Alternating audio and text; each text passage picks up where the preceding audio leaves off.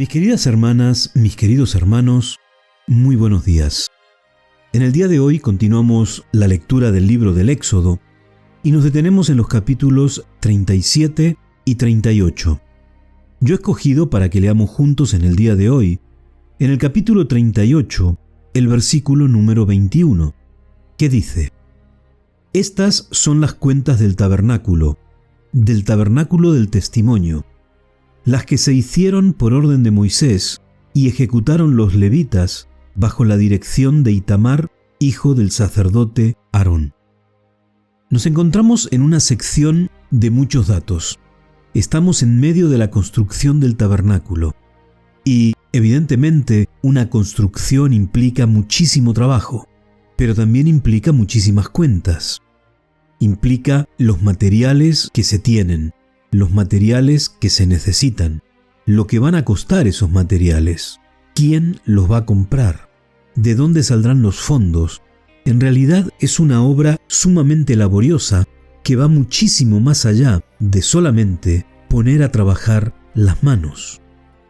Veíamos cómo el Señor capacitó a personas para que pudieran ser artífices, para que pudieran ser los directores de parte de esa obra que es tan importante. Pero una obra tiene muchísimo más que la visión de las personas a la hora de realizar una labor determinada. Inclusive en este caso, muchas de esas cosas eran obras de arte.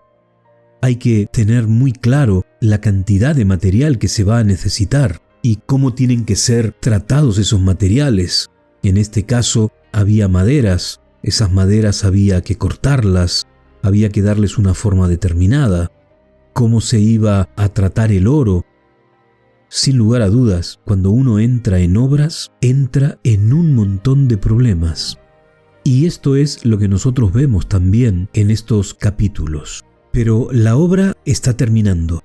Y ahora, según nos cuenta este versículo que hemos leído, se presentan cuentas. Y esto es algo también muy importante para que nosotros tengamos presente. Hay que dar cuentas del trabajo que nosotros hacemos. En este caso, las cuentas se les estaban dando al pueblo. El ser humano siempre tiene que dar cuentas. Y nosotros, como hijos de Dios, tenemos que tener claro que siempre tenemos que dar cuentas. Cuentas no solamente económicas, como en este caso, sino también cuentas en lo que tiene que ver con nuestra manera de entender la vida y con nuestra manera de vivir la vida en la comunidad de creyentes. Hay personas completamente anárquicas que se niegan por sistema a dar ningún tipo de explicación de nada. Pero en el pueblo de Dios esas actitudes no son aceptables, porque Dios no está de acuerdo con la anarquía, sino todo lo contrario. El Señor nos dice que tenemos que estar dispuestos a dar cuentas. El Señor nos exige siempre un poco más de transparencia.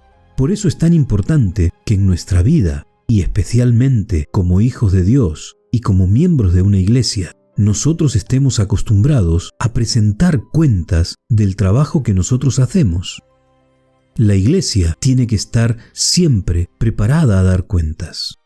Y los miembros tienen que estar también preparados a recibir esas cuentas.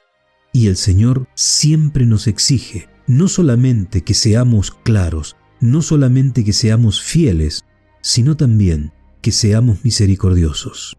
Así que meditemos profundamente en estas verdades. Que tengas un muy buen día, que el Señor te bendiga.